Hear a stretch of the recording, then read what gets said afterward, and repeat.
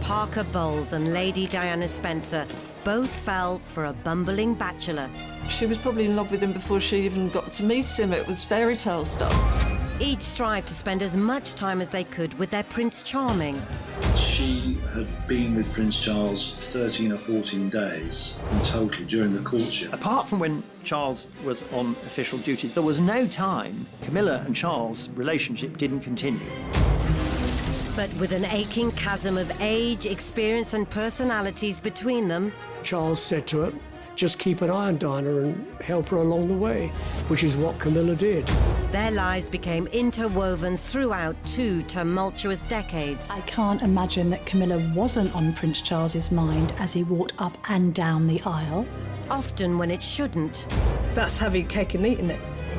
As royal commentators dispel the myth of the monarchy. They ended up with the king doing the conga round the staterooms of Buckingham Palace. Experts will break down key archive from crucial moments in royal history. It was a fairy tale created by the Grimm brothers. So prepare to discover what actually happens when blue blood runs red. What have you been doing in here all day? This is The Royals Revealed.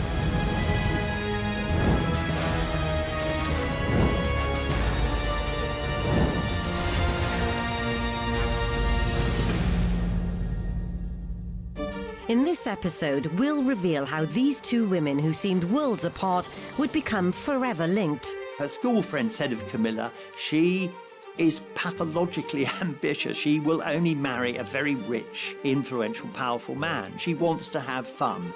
Whereas with Diana, you never got that sense that her main purpose in life was to have fun. Events would bring the most unlikely love triangle together. There were people who had colluded in what turned out to be the biggest con job that the British royal family had ever pulled on the nation. Everybody is emotionally engaged, but then there's this small distance around this one woman, Camilla. She's doing what I call meerkat body language. So you just get this lone woman looking up and just gazing very coldly, assessing her potential rival as she goes up the aisle.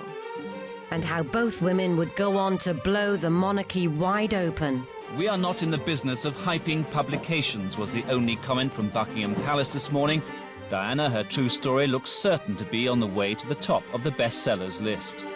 She felt that she was mischaracterised as this woman inside the royal family, and she wanted to express who she really was. The Camilla Gate tapes were virtually pornographic. I mean, for a member of the royal family to be saying the sort of things he says on the tape to a woman he was not married to was really extraordinary.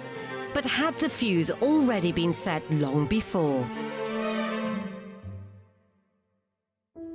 Diana and Camilla are widely regarded as the epitome of chalk and cheese. There's often a comparison drawn between the type of person Diana was and the type of person Camilla is. Camilla was very down-to-earth, very jolly hockey sticks, smoked, drank, whereas Diana, she kind of thrived on the media coverage. It was pretty important to her. She was desperate to be noticed. There's this sense that Diana was regarded as very beautiful and alluring, whereas Camilla not as much. Camilla's quite a mothering influence, really, somebody with the confidence to buoy up and reassure Prince Charles, who's himself a very introspective, deep-thinking person. Diana, however, more of a fragile character in many regards.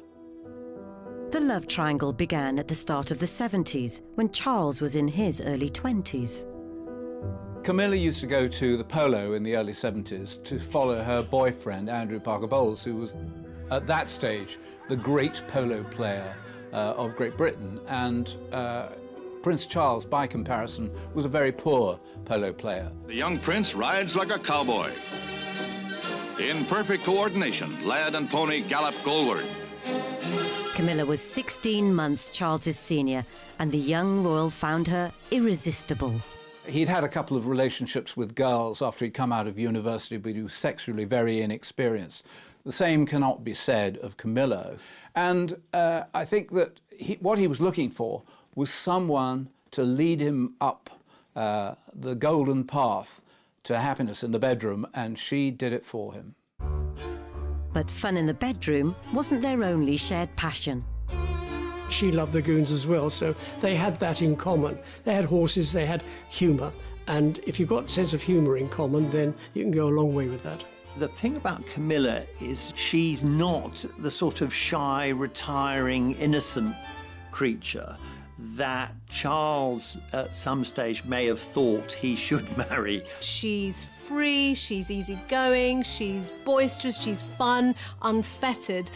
And put her in a situation where she's coming across people who have to live a life that is drilled down, regimented, ordered, you have a script to live by. She's going to be dynamite to somebody like that. So whenever Charles mounted his trusty steed, Camilla would be right behind him. There was a queue of girls who wanted to become Prince Charles's girlfriend, but it was Camilla who got him. As well as their mutual appreciation for all things equine. They'd made an unlikely connection long before this famous snap was taken. The old story is that Camilla went up to Charles and said, "Your great-great-grandfather and my great-grandmother were lovers, so how about it?"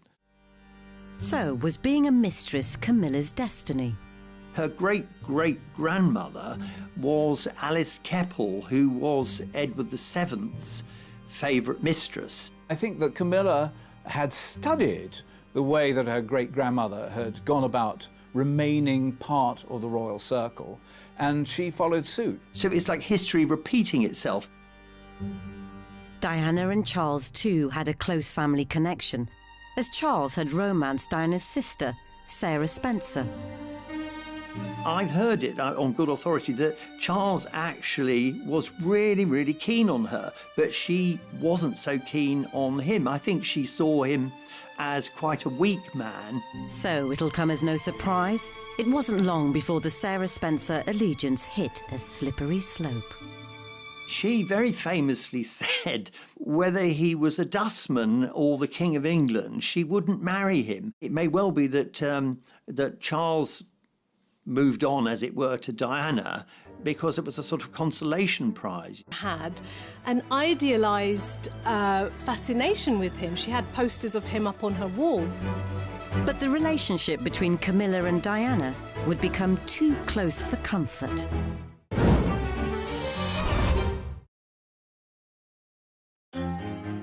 In the 1970s, Prince Charles had enjoyed a string of romances. There were a lot of them. There were a lot of very attractive ladies on his arm, but none of them particularly serious. As the decade drew to a close, it was felt that any horsing around should be put to rest. And for Charles to find someone to bring some feminine delicacy to his stuffy solo exploits. What don't you like about that hat? If you move, they bash you on the face. I'm not discovering whether they keep the flies on. I think the Queen Mother and Prince Philip both tried to give him a nudge in the marriage direction and say to him, look, it's probably time now that you settle down. But it was just a question of finding the right bride. He was also being attacked by the British press because he promised that by his 30th birthday he'd be married. That was a foolish mistake. He should never have said it. I think Camilla felt, she was a tough woman, but I think she was hurt at that time by knowing that the royal family just couldn't accept her because she wasn't young, she wasn't innocent. They were looking for a white, Anglo-Saxon, Protestant, aristocratic virgin, and somebody who would tick all those boxes. Charles fell hook, line and sinker for Camilla from the moment they first went to bed together, but she knew that she could never be a royal wife. By the time he came across Diana, he was getting pretty desperate. But when they had their first proper conversation, it was definitely not a time for flirtation. It was just after the honorary uncle, Lord Mountbatten, had been assassinated by the IRA, and Diana said to him how awful this was and how difficult it must have been for him at the funeral. Once she said that, he was all over her, like to use her phrase, like a bad rash. Lord Mountbatten actually played a very cynical role in Prince Charles's love life. On the one hand, he allowed his house at Broadlands to be used as a base for Charles and Camilla to go to bed together. On the other hand, he was using it as a place where Charles could meet other girls in the hope that sooner or later one of them would stick. And he was determined, if he possibly could, to have a hand in queen-making. It's thought Lord Mountbatten, 7 years previously, was so determined for Charles to stop his affair with Camilla and concentrate on securing a suitable bride, he arranged for him to be posted abroad. Charles had a strong desire to want to get engaged, to want to be with Camilla, and then guess what? He's sent away for 7 months. Now, it's a normal human reaction. If this is someone you're in love with, you're emotionally bonded with, and they're sent away, you're going to want it even more. And I think this is exactly what may have happened with Charles. Whether royal strings were being pulled or not, while Charles was at sea, Camilla had married Andrew Parker Bowles, and as they moved into the 80s, the press were promoting a new potential princess. Initially, Diana was portrayed as shy Di. She was very much considered somebody who went around her business with her head bowed, not a particularly extroverted character. In some of the footage, we can see that she's actually doing a complete cut-off gesture, which is that she's completely covering her face with her hands. Now, it made her look haunted and hunted. It implies that she's not enjoying it. And also, I think that was more for Charles, that signalling. That, look, I'm not vying for publicity, I'm not gloating about the fact that I might be the woman of your dreams. And also, I wouldn't mind a little bit of protection and looking after as well. I think she was trying to trigger that part of Charles's psyche that I don't think he ever had. Diana, the moment she burst onto the national scene, was seen as a perfect English rose, and she was seen as the perfect match for Prince Charles. Diana was also a virgin, and it was felt at the time that Charles should be marrying a virgin. The attractive, shy and innocent Diana may have been a suitable match for the firm, but perhaps not for Charles. At this point, Charles was doing what he became so good at. He would have won a medal for it if it was an Olympic sport, which was ignoring Diana. So he'd gone out with her and he's talking, I think, to Camilla's husband. And we can see Diana, she's just been left alone at that moment, even though he's standing next to her. And I think she does look fed up. Even when we saw her with him, we were seeing her alone. They never pitched up like a double act. Yet far from keeping his mistress and his betrothed separate, remarkably, many of Charles and Diana's early meetings came at the Parker Bowles estate in Wiltshire. When I was working with Diana on her biography, we worked out that she had been with Prince Charles about 13 or 14 days in total during the courtship, and most of that time they were at Bolehide Manor, which is where Camilla and Andrew Parker Bowles lived, or that they were at the races with Camilla, or there was some other function with Camilla. She was always present. And I think there was a naivety around Diana's attitude towards the relationship between Charles and Camilla, that they were close friends, both from the kind of equestrian, horsey set, had known each other for years. I don't think Diana realised that they were carrying on as lovers behind the scenes. I wonder whether this was Charles's attempt to integrate the two sides of his life, love and the intimacy with Camilla, and duty, marrying the virginal Diana. That's having cake and eating it. So yes, the wives, girlfriends, lovers would go and watch their other halves playing the game, and that's how they were kind of thrown together. And Camilla had been around the traps for quite some time, and Charles said to her, as one would to a friend, just keep an eye on Diana and help her along the way. When the two women are talking to one another, or at least Camilla seems to be communicating with Diana, the smile that she's wearing is so affectionate and maternal, which is really weird. So I find that kindly smile not nice, really. Funnily enough, I think that Camilla, more than anything, who was in on the secret, wanted Diana to be happy with Prince Charles. She was ready to step back, allow Diana to become the royal wife, although she wanted to remain the royal mistress.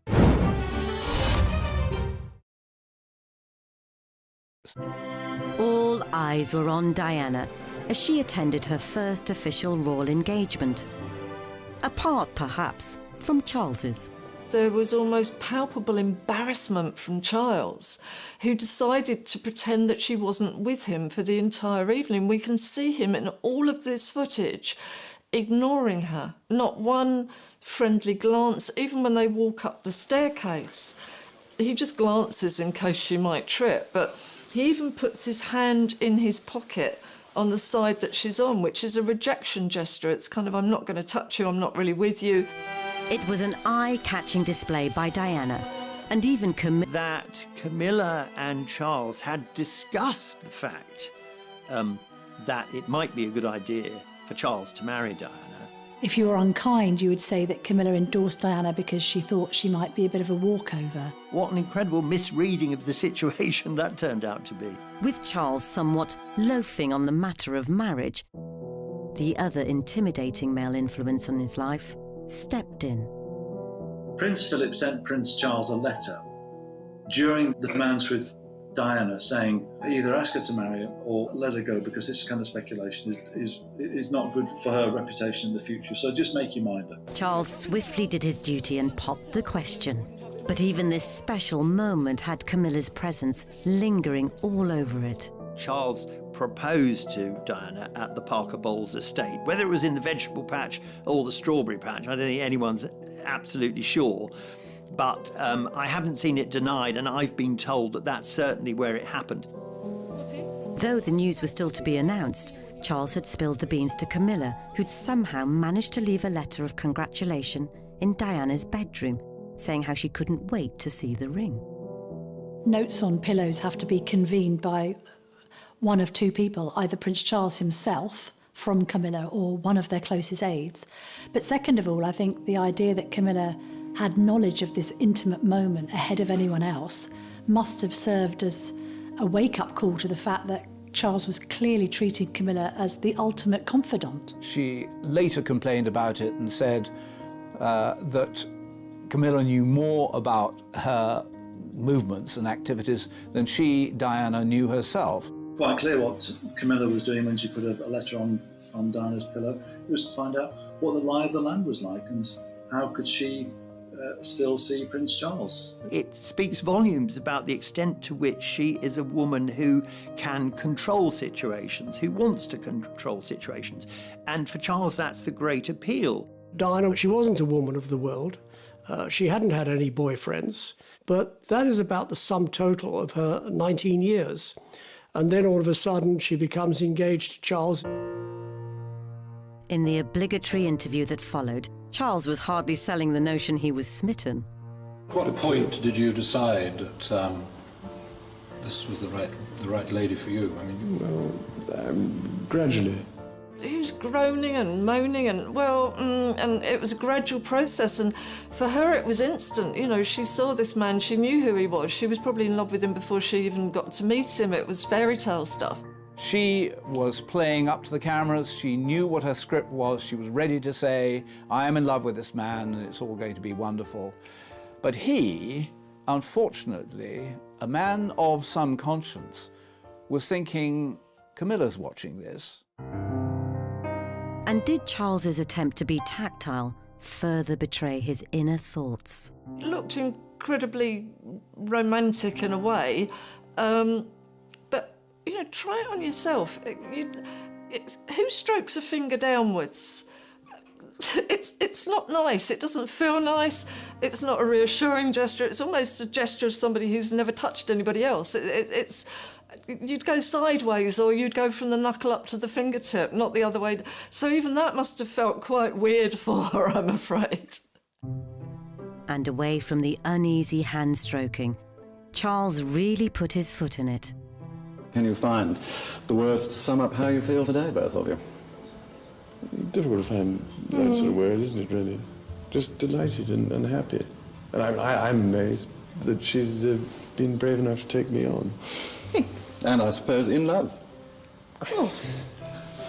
Whatever in love means. Yes.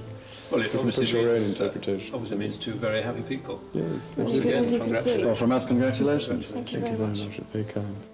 That was the point, that her fairy tale marriage, you could see that it was a fairy tale created by the Grimm brothers. You know, it just collapsed, and you can see her face went down like that, his face went down like that. Was that the first sign that Diana looked across to the man who would be king, the man who would be her husband, and thought to herself, good grief, I may have made a dreadful mistake here? A few days later, as Charles departed for a trip down under, further signs emerged that all may not have been well. There's footage showing Diana crying as Prince Charles leaves for a tour of Australia, and people think it's because she's miserable that he's going away. Part of that was true, but also it was the fact that when she entered the waiting room at the airport, he's on the phone to Camilla, and she thinks, I'll just leave them to it. But by then, she's realising that this relationship is far more complicated and far more sincere and long-lasting than she'd ever thought. So these weren't tears of grief at their parting. They were a sign of a woman scorned.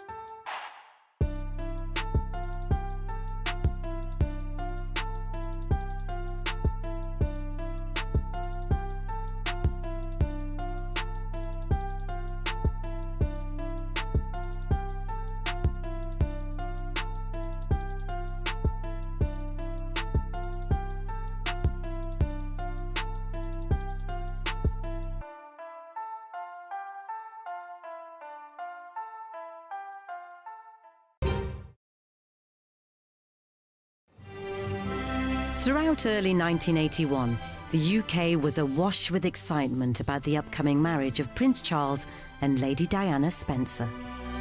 Why have you come here today? To try and get a glimpse of Diana and Charles. The nation was certainly gripped by wedding fever in the lead up to Charles and Diana's wedding, not least because it had followed the so-called Winter of Discontent. So to have something to celebrate at last in 1981, and also the making of this fairy tale with a proper fairy tale bride. But two people perhaps weren't in such high spirits, as Camilla strived to ascertain where she stood. Camilla and her other friends were assessing Diana, and Camilla is very intrigued to know whether Diana is going to hunt. And she says no, she's not. And so Camilla was relieved about that. And that really was the fact that it meant that she still had an avenue to see Prince Charles on a regular basis. Meanwhile, Diana's suspicions of Camilla were also on the rise. I think that Diana was feeling a bit tender and a bit sore and a bit neglected as well by Prince Charles because he was busy doing royal engagements. And then she comes across this bracelet that he ordered for Camilla. The discovery of the GF bracelet raised a lot of questions in Diana's mind. I think there was a sense that she knew automatically that it was for Camilla, found on Charles's assistant's desk as a present, really, a farewell present, if you like. But what did the GF stand for? Did it stand for Girl Friday, which suggested an intimate relationship between Charles and Camilla? Some say it might have stood for their nicknames for each other, Fred and Gladys, although it was never confirmed what the initials meant. I think for Diana, what it may have triggered was an earlier wound about abandonment. I mean, this is a girl who would have experienced her own parents' divorce. This is a person who was sent off to boarding school when she was little. A lot of separation anxiety, a lot of abandonment issues may have been re-triggered in that because she would have felt, here I am on the outside looking in. I'm not part of this relationship. Something is going on and I don't feel loved in this particular situation. The battle over the bracelet made Diana consider pulling out of the wedding. She said to her sisters, I just can't go through with this. And they said to her very famously now, too late Dutch, which is their nickname for her, your face is on the tea towels now, so you can't chicken out. Curiously, at the same moment, Charles was saying to Camilla, I can't go through with this. Both of them realised it was a mistake. And Diana, particularly because she was young, because she was volatile, was taking it worse than Charles was. But outwardly, at least, they needed to try and keep up appearances. I had tea with them 2 days before the wedding, just the three of us, and they seemed besotted with each other. If Diana looked downbeat on the commemorative towel, she'd be positively fuming at what happened next. Apart from when Charles was on official duties, there was no time during which Camilla and Charles' relationship didn't continue. And I would go so far as to say right up to Charles's wedding to Diana. As proceedings got underway, one half of the wedding party were supremely relaxed. Having been the crusty old bachelor, he hadn't been very interesting to either the press or the public, or very popular, until he decided to get married. And then suddenly he'd shot up to #1 in the royal family as people loved him, they cheered him. He probably hadn't noticed that they probably weren't cheering him, actually, but as long as he was near Diana, he could think it was for him. Charles and Diana will forget everyone except each other as they take the vows to love each other in sickness and in health, for better, for worse. I can't imagine that Camilla wasn't on Prince Charles's mind as he walked up and down the aisle. A little look to each side, possibly not a moment for recognising faces. Diana, too, was taking in all her surroundings, and there may have been an unwanted sight in her peripheral vision. Think about it from a relationship point of view. You know, getting married to the man of your dreams and his ex is in pew number 17. That would have affected her emotionally. Everybody is emotionally engaged, but then there's this small distance around this one woman, Camilla. She's doing what I call meerkat body language. So you just get this lone woman looking up and just gazing very coldly, assessing her potential rival as she goes up the aisle. There were people who had colluded in what turned out to be a dreadful, dreadful historical mistake. And they included the Prime Minister, Margaret Thatcher, who'd been told that Diana didn't want to get married. And the Archbishop of Canterbury, Robert Runcie, who not only had been told that she didn't want to get married, but that Charles didn't want to get married. And yet he, the head of the Church of England, presided over what was the biggest con job that the British royal family had ever pulled on the nation. As they traipsed back down the aisle, now man and wife, the congregation scanning continued, with Charles slowly walking into a future without his mistress, or so we all thought. So having initially been optimistic about Charles shaking her off, because they now were married and wanted to start a family, I think Diana quickly realised that she'd been rather naive in that assumption. For her part, Camilla did her best not to become unwanted baggage. From the outside, it's certainly true that Camilla didn't appear with Charles. She gave them a chance, or she appeared to give them a chance. And I think that would have been really tougher. She looks a bit of a lost soul at the wedding. She even made way for Diana as Charles's #1 polo fan. 2 years ago, the princess couldn't stand polo, but today she didn't seem to mind. That's marriage for you. I think in the immediate aftermath of the wedding, things settled down and relations between Charles and Diana and the Parker Bowleses were cordial, because I think there was a degree of separation between Charles and Camilla, which meant that Diana could actually start to enjoy her marriage. I have spoken to people who know, and they insist that almost from the beginning, there was an unease between Charles and Diana. They had the children because they were under pressure to have children for dynastic reasons. It's a very difficult role, not only to be a wife to the heir to the throne, a mother to the heir and spare, but also to be a working royal and in support of the Queen. So he was pretty proud of her. But I suppose came the sort of mid to late 80s, the marriage wasn't going well. Whilst the press delighted in glimpses of the adorable cherubs in their matching outfits, being snapped on the school run every day was the least of Diana's concerns. I think that in those kinds of circles, the aristocracy and the royal family, there's an assumption that if it's not working, you can't get divorced. So you just build a separate life and you just turn a blind eye to the behaviour of your spouse. Diana, on the other hand, felt that marriage was for life, it was for love, and that she'd been sold a pup. Charles had rekindled his love affair with Camilla, urging his staff to go to great lengths to keep it stum. Royals don't go around by themselves. They've got a retinue of staff and an entourage. So when he used to duck in and out of the palace, aides used to nickname him the Prince of Darkness. Ironically, it seems the only time Diana could be sure she had Charles to herself were on official trips to the other side of the world. She's being left to walk behind, and she's being left very much to her own devices. He goes off with somebody else. She barely seems to have somebody with her. I think, again, he sees the crowds cheering, and this is his moment. Suddenly he's Mr. Popular, and you can see he dives into the crowd because he thinks everybody suddenly loves him. He's the centre of attention.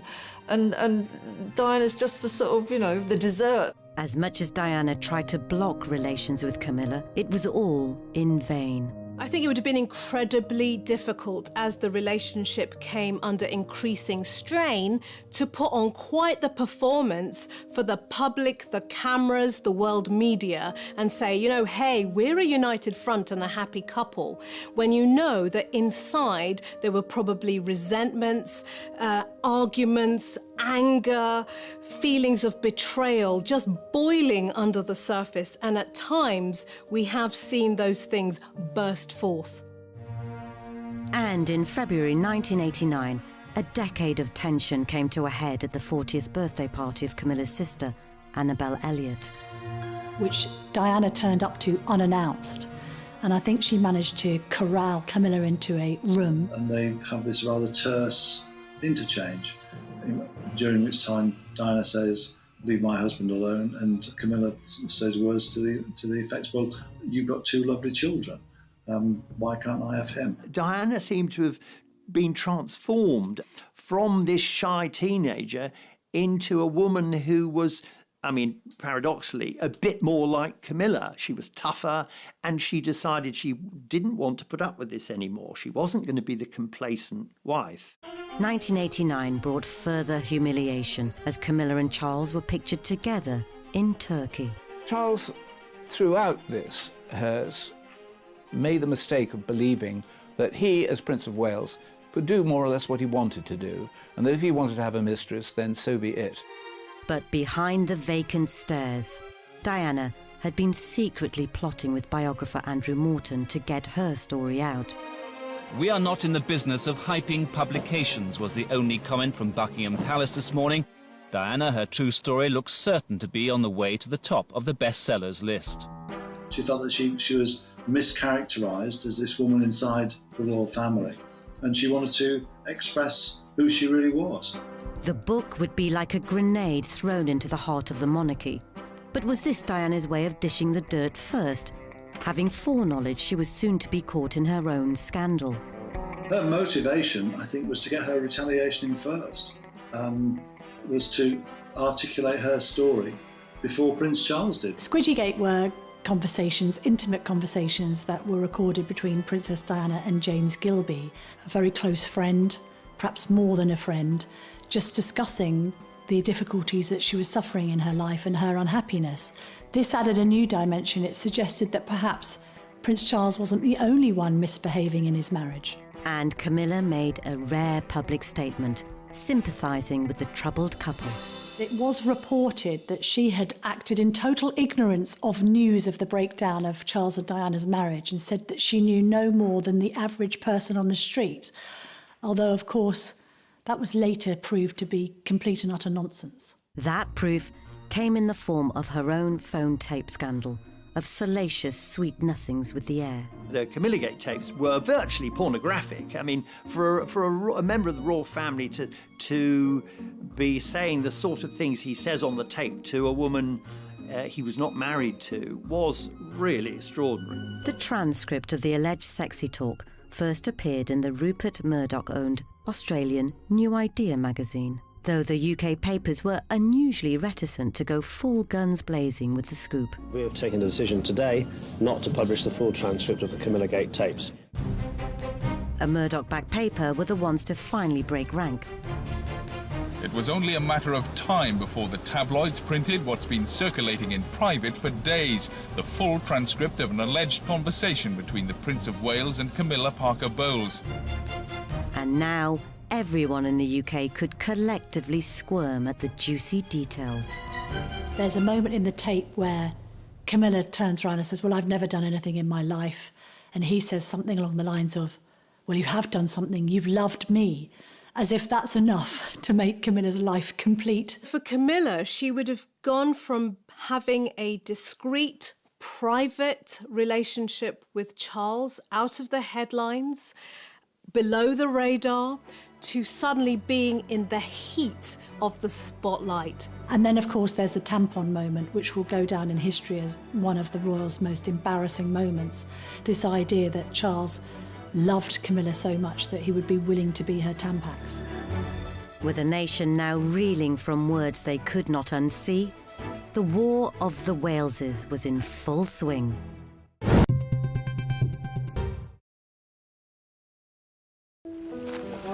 Princess Diana might have been a young and naive girl when she entered the royal family. But by the time she left it, the whole institution wondered what to do next. The War of the Waleses had been a bitter battle. After Charles and Diana both aired their dirty laundry so publicly, the Queen stepped in to push the divorce proceedings. The effect of the War of the Waleses on Camilla was catastrophic because it cast her as the Scarlet Woman. She really was regarded as the lowest of the low at that point. Camilla's love for Charles must have been such that she was able to stand by her man. She must also be incredibly emotionally resilient to cope with being thrust into the spotlight as the mistress, as the bad guy in this story. And I think it's testament to her character that she was able to withstand that. So, the woman with a love of hunting had become the hunted. With the media dispatched to a remote corner of Wiltshire, to the annoyance of Andrew Parker Bowles and a defiantly gesticulating Camilla. She was in great distress.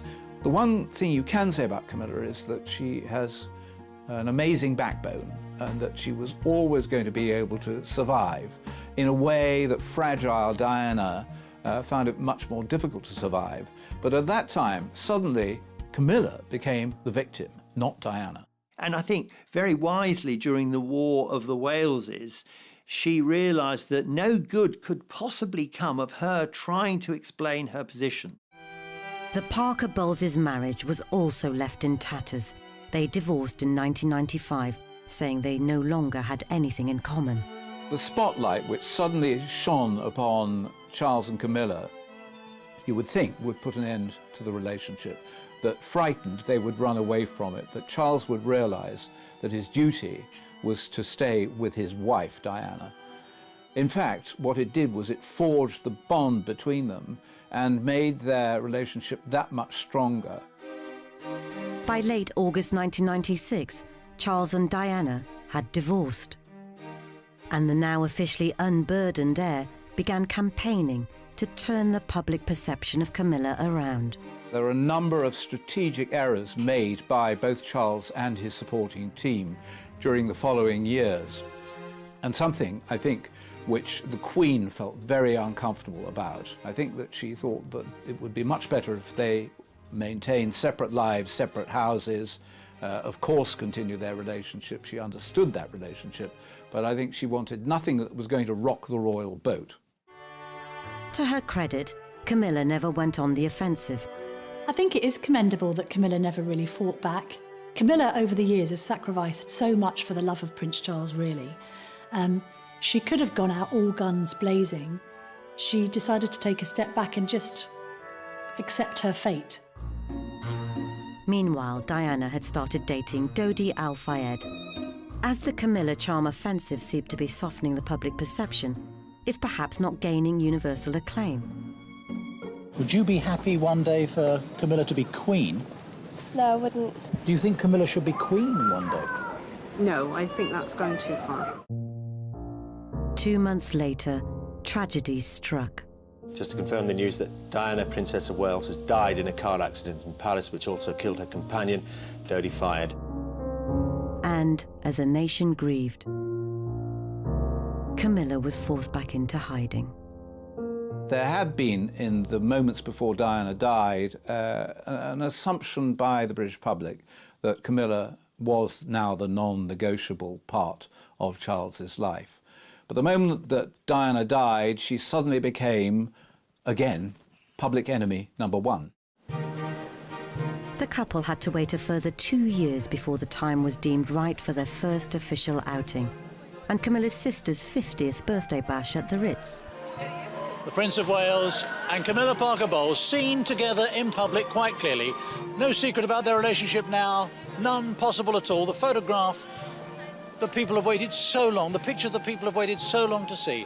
There was always going to be a huge response to Charles and Camilla's first outing at the Ritz, because this was putting Camilla on an official footing alongside a future king, basically saying to the world, you might not like it, you might not like her, this is the woman I love, and this is a woman I see in my future. It was well known at this time that the reason Charles hadn't married Camilla in the first place wasn't that he didn't want to, it was the royal family interfering.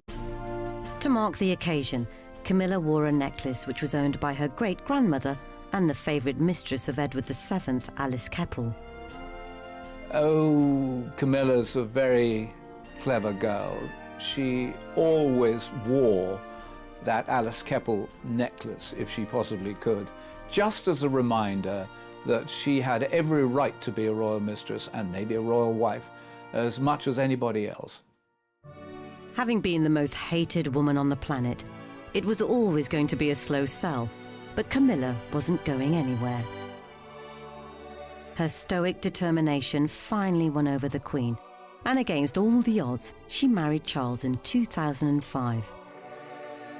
But as Camilla valiantly battled against the winds in Windsor, a nasty storm was kicking up outside Kensington Palace. I disapprove of this marriage today. I disapprove of the way Charles and Camilla treated Diana. It was despicable. Fortunately for Camilla, the naysayers' bark didn't have too much bite, and over the last 15 years, she's become part of the establishment in her own right. Camilla's become, in many people's view, the most successful new member of the royal family in a very long time. She has worked very hard to create an act which people will like and find non-threatening. She never wanted to be the new Diana. So she's a credit to the royal family, she's a credit to Charles, and she's looked upon by William and Harry as good for their father, and as far as they're concerned, if their dad is happy, they're happy too. When Charles becomes king, Camilla will be the Queen Consort, never officially a queen. But she'll be right behind Charles, as she's always been. Camilla is Camilla. Camilla, what you see is what you get. She doesn't put any airs and graces. She doesn't pretend to be anything other than Camilla. And that is what is so endearing. In a way, she's taken a leaf out of the Queen's book. She's never complained, she's never explained, and she's just got on with it. She's kept calm and carried on. I suspect the Queen looks back now and thinks, if only we'd let Charles marry Camilla in the first place, because they will be aware now that at no stage would Camilla have ever gone to the press gone secretly to a journalist and supplied information for a book about her disastrous marriage. In other words, the Queen and the royal family have realised that Camilla is actually one of them. In a way that Diana never was. And I think that's made it easier for the Queen to accept. Whilst Diana may never have been suited to becoming Charles's queen, more than 20 years since her death, she still remains one of the nation's most beloved members of the royal family. And though Camilla might not ascend to the same levels of popularity, there's no doubt affection towards her continues to grow as we approach the time when her husband becomes king.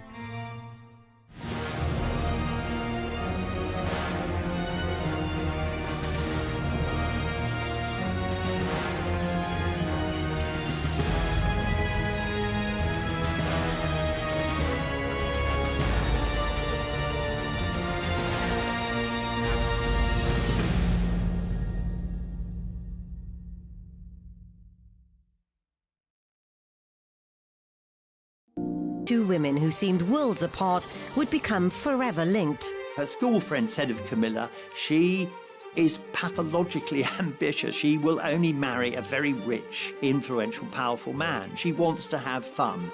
Whereas with Diana, you never got that sense that her main purpose in life was to have fun. Events would bring the most unlikely love triangle together. There were people who had colluded in what turned out to be the biggest con job that the British royal family had ever pulled on the nation.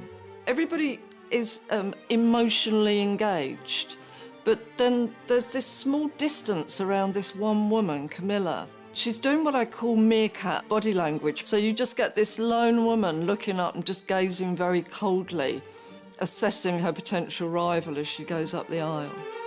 And how both women would go on to blow the monarchy wide open.